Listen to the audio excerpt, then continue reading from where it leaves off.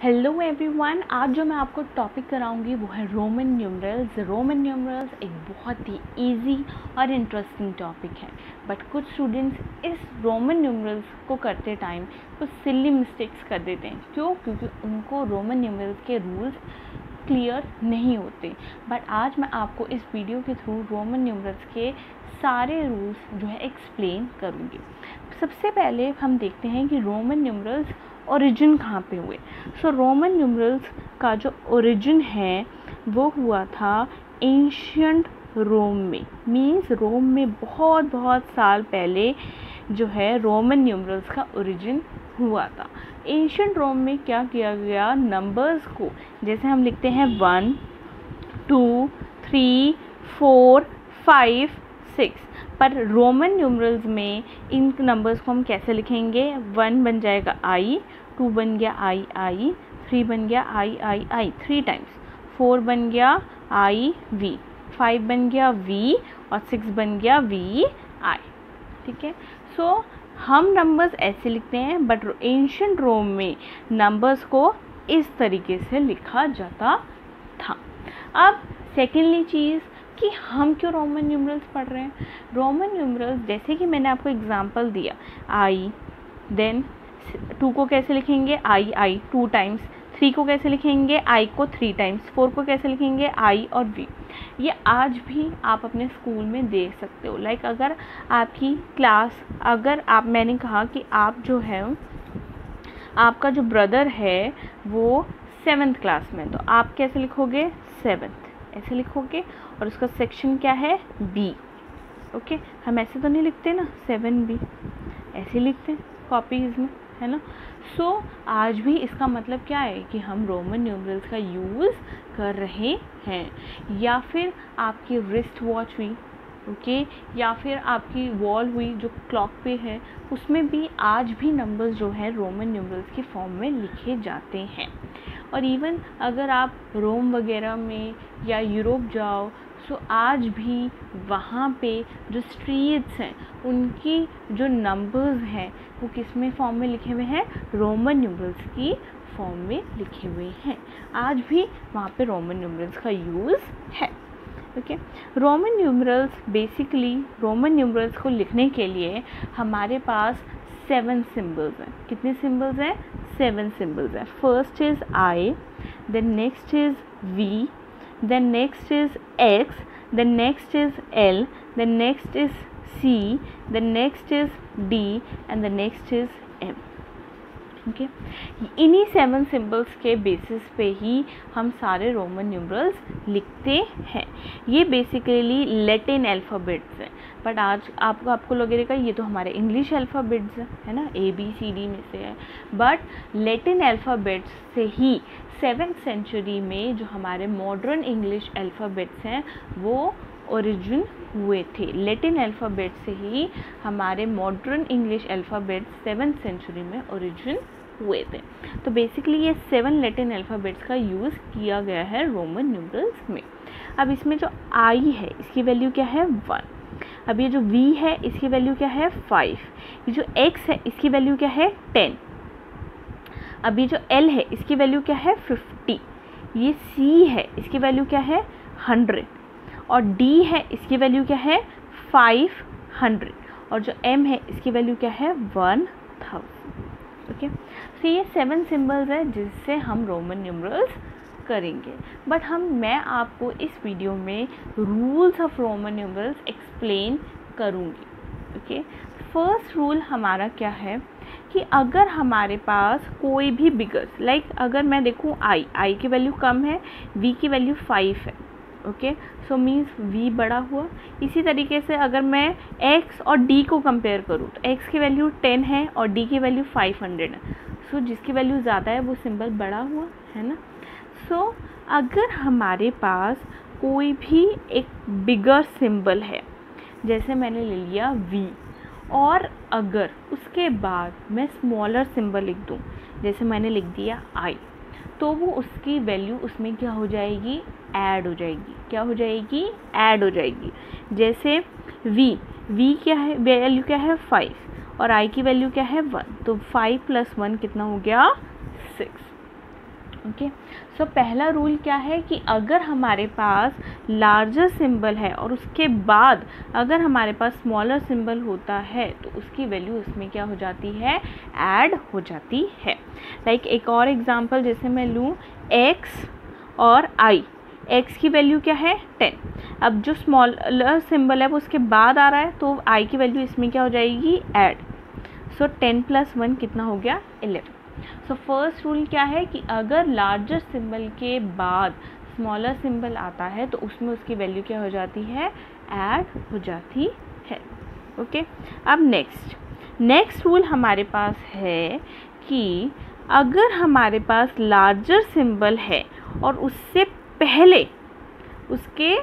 पहले हमारे पास क्या आ जाता है, स्मॉलर सिंबल आ जाता है। लाइक ये लार्जर सिंबल है और इसके पहले हमारे पास आ गया i, तो इसकी वैल्यू जो i की वैल्यू है वो v में से क्या हो जाएगी, सब्ट्रैक्ट हो जाएगी। जैसे v की वैल्यू है 5 और i की वैल्यू है 1, तो दोनों को हम माइनस करेंगे तो 5 - 1 कितना हो गया, 4। ओके। सिमिलरली अगर मैंने लिखा i और ये लिखा x, अब जो है लार्जर सिंबल से पहले है ना स्मॉलर सिंबल, तो इसकी वैल्यू क्या हो जाएगी, माइनस। तो x की वैल्यू क्या है 10 और i की वैल्यू क्या है 1, सो 10 - 1 कितना हो गया, 9। सो फर्स्ट रूल कि अगर हमारे पास लार्जर सिंबल है और उसके बाद अगर हमारे पास स्मॉलर सिंबल आ रहा है तो उसकी वैल्यू क्या हो जाएगी, ऐड। मीन्स v की वैल्यू है 5 + 1 कितना हो गया, 6। और जो सेकंड है रूल है हमारा वो क्या है कि अगर लार्जर सिंबल से पहले अगर हमारे पास स्मॉलर सिंबल आ गया तो उसकी वैल्यू उसमें से क्या हो जाएगी, माइनस हो जाएगी। इसी तरीके से xi हो गया हमारे पास 11 और ix हो गया हमारे पास 9। ओके। फर्स्ट और second rule, I hope both the rules are clear to you. Okay. So first rule and second rule हमने कर लिया। अब आते हैं हम थर्ड रूल में हमारे पास क्या है कि अगर सपोज मैंने लिखा v और लार्जर सिंबल है उससे पहले मैंने लिख दिया एक स्मॉलर सिंबल, ओके, या फिर अगर मैंने एक लार्जर सिंबल लिखा और उससे पहले लिख दिया स्मॉलर सिंबल, सो vi कितना हो गया, 4 है ना। x की वैल्यू क्या है 10 और 10 में से i क्या कर देंगे, माइनस। सो 10 - 1 कितना हो गया, 9। सो थर्ड रूल क्या है कि अगर हमारे पास कोई भी लार्जर सिंबल है तो उससे पहले सिर्फ एक ही स्मॉलर सिंबल, सिर्फ एक स्मॉलर सिंबल ही माइनस हो सकता है।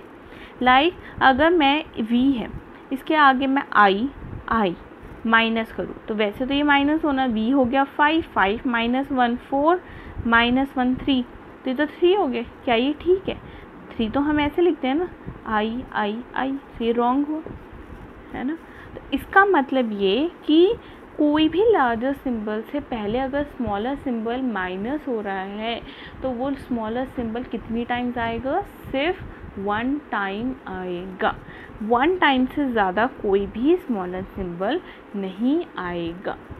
Okay, this is our third rule, ये हमारा थर्ड रूल था।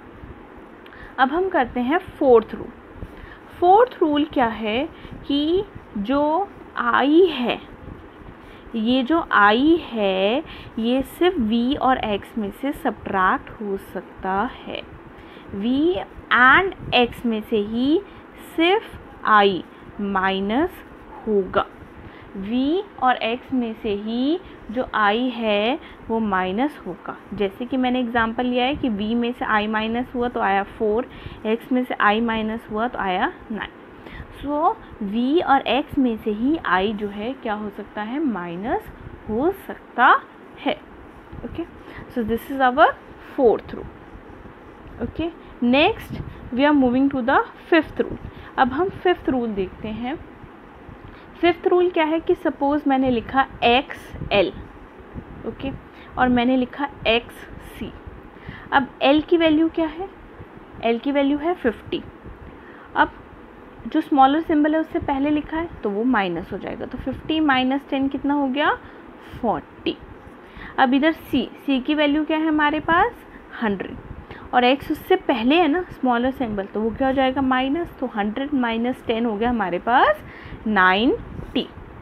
सो हमारे पास जो नेक्स्ट रूल है वो है कि ये जो x है वो सिर्फ L और C में से ही सब्ट्रैक्ट हो सकता है।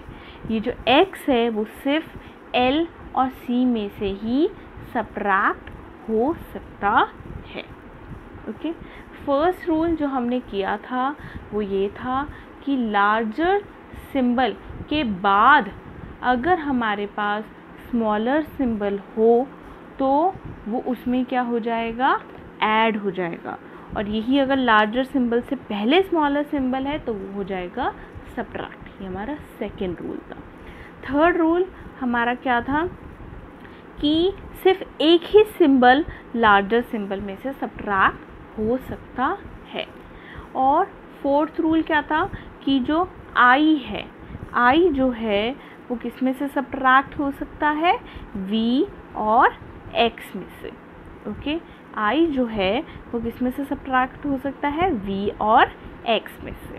ओके, अब हमारे पास जो फिफ्थ रूल है वो ये है कि जो x है वो सिर्फ l और c में से ही सब्ट्रैक्ट हो सकता है। Okay, now we are moving to the sixth rule.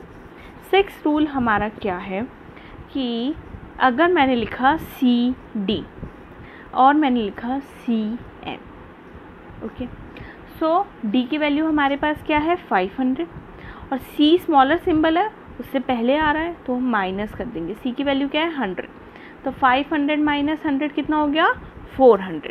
इसी तरीके से M की वैल्यू क्या है 1000 और C उससे छोटा है उससे पहले आ रहा है तो 100 माइनस 1000 माइनस 100, सो कितना आ गया 900। सो जो नेक्स्ट सिक्स्थ रूल है वो क्या है कि जो C है वो किस में से माइनस हो सकता है, D एंड M में से। किस में से माइनस हो सकता है, D एंड M में से। Okay, again I am repeating, जो I है वो I जो है वो V और X में से सब्ट्रैक्ट हो सकता है। नेक्स्ट हमारे पास जो X है वो L और C में से सब्ट्रैक्ट हो सकता है, और जो नेक्स्ट जो C है वो हमारे पास D और M में से सब्ट्रैक्ट हो सकता है। ओके, अब आते हैं हम ऐड पे। अब मैंने जो आपको जो फर्स्ट रूल बताया था कि अगर हमारे पास लार्जर सिंबल हो और उसके बाद स्मॉलर सिंबल हो तो उसमें क्या हो जाता है ऐड। सो लाइक V की वैल्यू है 5, I की वैल्यू क्या है 1। अब अगर इसमें मैं 2 और I ऐड कर दूँ तो बन जाएगा 1 1 प्लस और करेंगे तो 5 प्लस 1 6 6 प्लस 1 7 7 प्लस 1 8। ओके, अब अगर मैं इसमें 4I ऐड कर दूँ तो ये बन गया V हो गया 5 5 प्लस 1 6 7 8 9 9। पर 9 तो हम इस तरीके से नहीं लिखते ना, 9 हम इस तरीके से लिखते है ना, 9th क्लास तो इस तरीके से लिखते हो 10 में से 1 माइनस 10 में से 1 माइनस दैट इज़ 9। ओके, तो इसका मतलब ये हुआ कि हम लार्जर सिंबल के बाद स्मॉलर सिंबल कितनी टाइम्स ऐड कर सकते हैं, 3 टाइम्स। कितनी टाइम्स ऐड कर सकते हैं, सिर्फ 3 टाइम्स। ओके, लाइक जैसे 8 का मैंने एग्जांपल दिया। लाइक अगर मैं लिखूँ x x x तो ये कितना हो गया, x क्या है 10, 10 प्लस 10 20, 20 प्लस 10 30। ओके, और अगर मुझे 40 लिखना हो तो 40 में x x x x करके नहीं लिखूँगी, कैसे लिखूँगी, x l, l क्या है, l क्या है 50, उसमें से 10 माइनस की तो आ गया 40। ओके, सो हम इसमें भी जैसे मैंने लिखा I तो ये हो गया 3। ओके, x x x तो ये हो गया 30। अगर मैं लिखूँ C की वैल्यू क्या है 100 तो 100 प्लस 100 प्लस 100 कितना हो गया 300। ओके, सो इसमें जो है हमारे पास इसी तरीके से अगर मैंने लिखा M की वैल्यू क्या है 1000 तो 1000 प्लस 1000 प्लस 1000 तो ये हो गया 3000।